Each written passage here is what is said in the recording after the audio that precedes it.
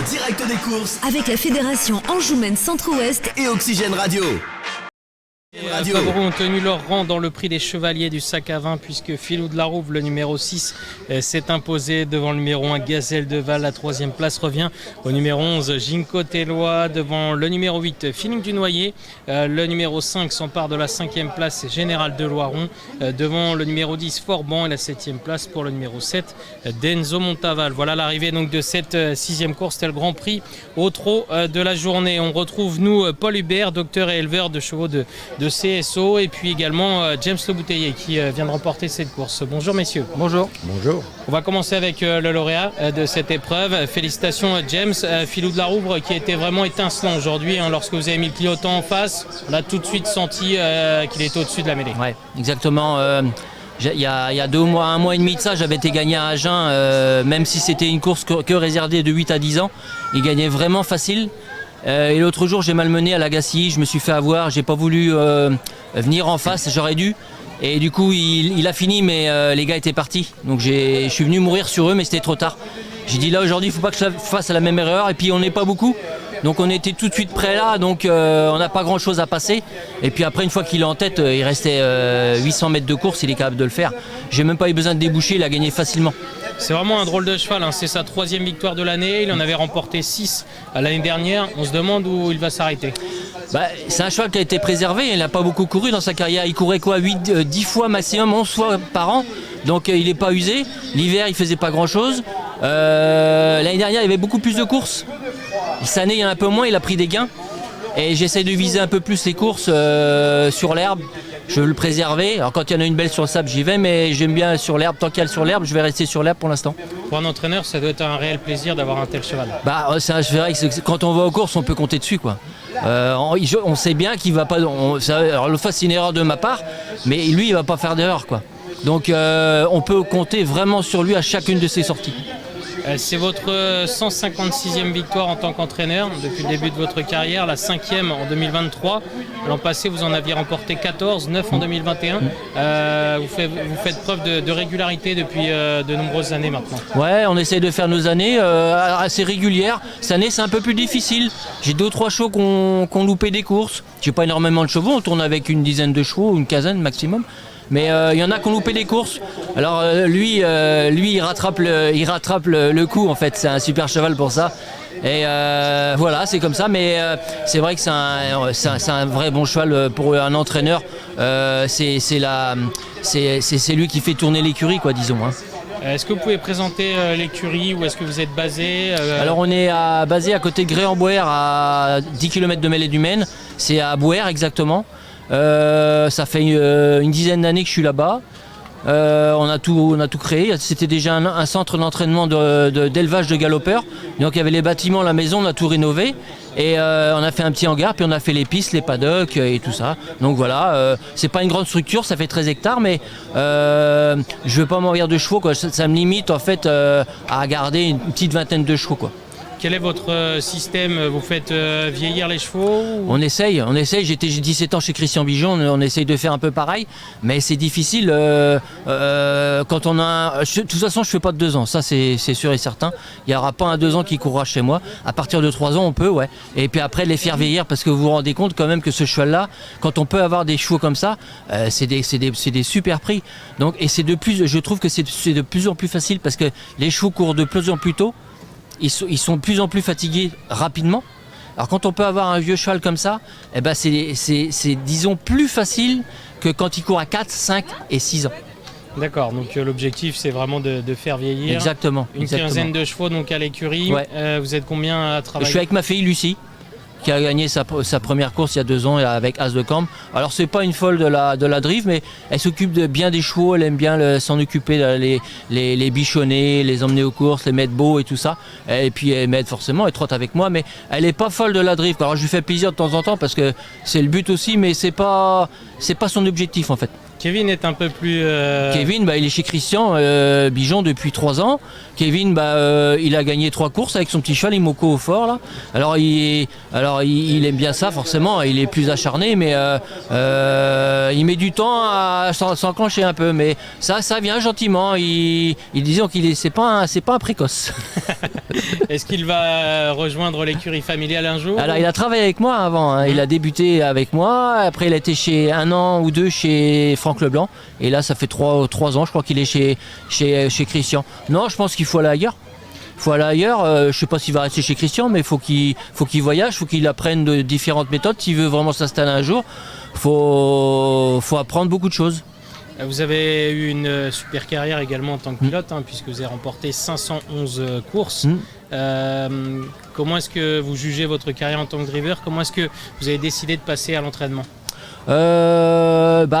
Arrivé, vous savez, quand on a été 17 ans dans une maison et puis soit on a le déclic de se dire on va être entraîneur, ou alors on ne l'a pas. On reste chez l'entraîneur où est-ce qu'on a été tout le temps, et puis voilà, ça se passe comme ça. Mais j'étais très bien chez Christian. Mais j'ai eu le déclic de vouloir dire allez hop, je me lance. Ça va peut-être être difficile, on va avoir des mauvais et des bons moments, mais je pense que c'est le but un peu de tous les gars qui sont dans le métier, d'être entraîneur et puis de se lancer et puis d'essayer d'avoir des bons chevaux, gagner à Vincennes et puis peut-être le Graal, le Prix d'Amérique, on ne sait pas. Parce que il y a des gars et des jeunes entraîneurs qui ont réussi à aller en haut. Ouais. Donc on est des rêveurs, vous savez, on est des passionnés et des rêveurs. Donc on rêve tous les jours.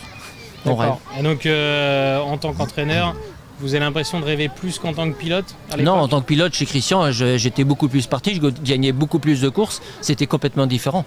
Parce qu'il y a un gros cheptel de chevaux, je gagnais, je sais pas, une trentaine de courses par an, je crois un peu plus d'une vingtaine.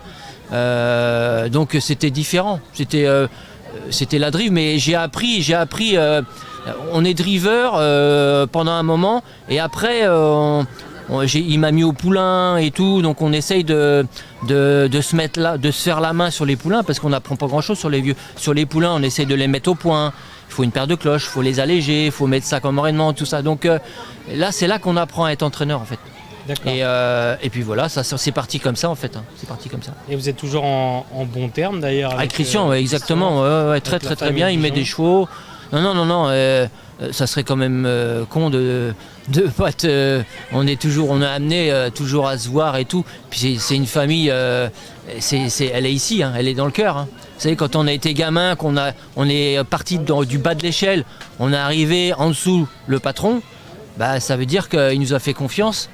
Et puis voilà, donc c'est enrichissant. Et puis je vous dis, la famille Bijon, elle est dans le cœur, elle restera toujours ici. Dernière question, est-ce que vous avez des noms à nous donner pour l'avenir? Filou, forcément, j'ai As de Camp. Il a eu la maladie de Lyme cet hiver, et il a du mal à s'en remettre en fait. Et il me fait des blagues en plus en ce moment, il part au galop alors qu'il ne savait pas faire de faute. King of Day, c'est très bien. Historic Day aussi, c'est des bons chevaux. J'ai un bon cheval qui n'est pas qualifié mais qui a eu des problèmes, c'est Caléo qui n'est pas qualifié, mais c'est un tout bon cheval. C'est un cheval d'avenir. Voilà, après c'est des petits chevaux qui sont en province, c'est pas, ça bricole quoi, disons, mais c'est les fers de lance de l'écurie. Merci, James d'être passé. Merci, on souhaite de continuer comme ça. On va passer la parole maintenant à Paul Hubert. Est-ce que vous pouvez vous présenter? Paul Hubert, vétérinaire spécialisé en reproduction équine. Je suis installé en Loire-Atlantique, à côté de Nantes, dans le Haras des Îles, dont une petite publicité sur le catalogue des courses ici précise l'adresse exacte, au sein de notre élevage familial, l'élevage Chiché-Hubert, dont mes enfants sont aujourd'hui la 5e génération. C'est-à-dire qu'il y a un sens du patrimoine et de sa conservation et de sa mise en valeur qui est dans nos gènes. Cela implique, par la force des choses, qui dit patrimoine dit activité associative. Donc je suis le président de la Selvan, l'association des éleveurs du cheval vendéen, et à ce titre vice-président de Cheval Pays de la Loire, l'association régionale des éleveurs de chevaux de sport de la région des Pays de la Loire. À ce titre, je suis administrateur de la société hippique française qui gère le circuit des jeunes chevaux, 4 ans, 5 ans, 6 ans, qu'on appelle le cycle classique et le cycle libre. et également administrateur du Stud Buxel français, que je représente à la Fédération mondiale des Studbooks, où je siège à la vice-présidence dans le département élevage, qui est le département confié à la France.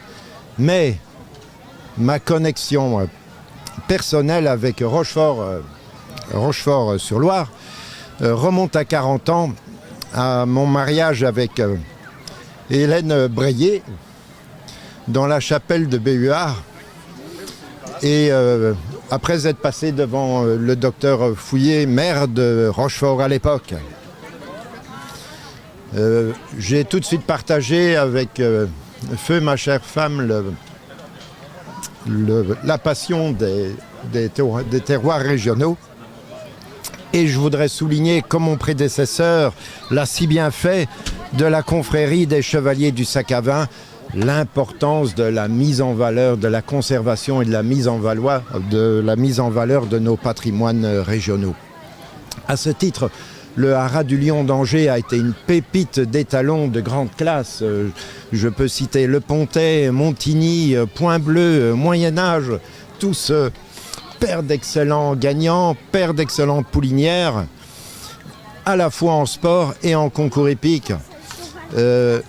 L'équivalent du terroir vendéen où j'exerce, à La Roche-sur-Yon, quand Montigny n'était pas premier des paires de gagnants, c'était Popov, son concurrent de l'époque, et avant Boireau et tant d'autres, El Tango qui a commencé la monte chez nous aux pèlerins pendant la première guerre en 14-18 et qui a été un immense améliorateur de l'aptitude à l'obstacle des lignées vendéennes.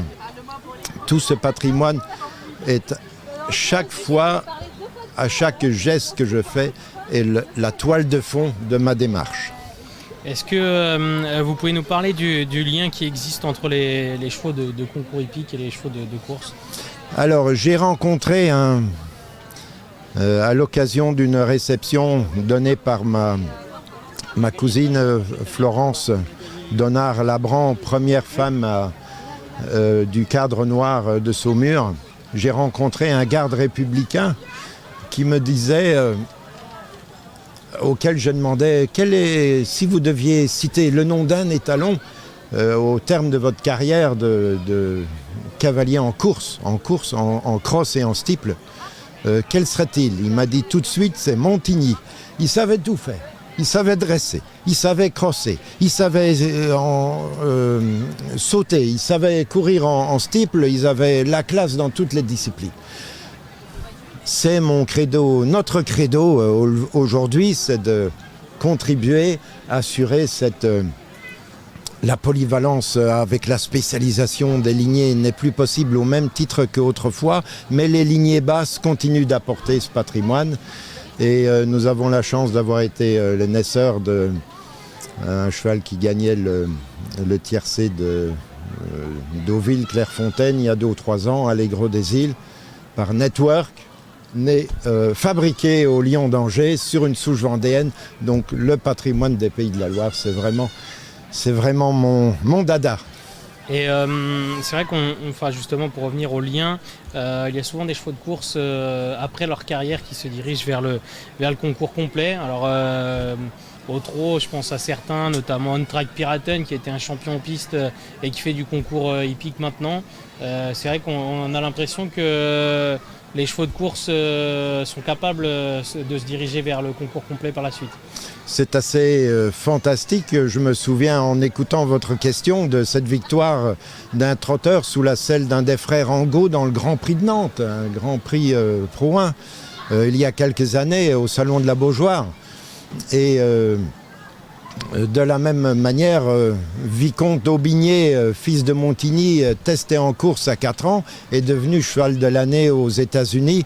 Donc c'est possible. Je dirais néanmoins, s'il faut tracer 2 grandes lignes, les poulinières trotteuses et galopeuses ont un vrai mot à dire dans l'élevage du cheval de sport parce qu'elles apportent cette énergie et ce sang et cette classe de galop pour les galopeuses et cette résistance, cette énergie à l'effort pour les trotteuses, mais croisés avec des chevaux de sport, les produits ont quand même une classe au-dessus de la race pure à mesure que l'élevage se spécialise.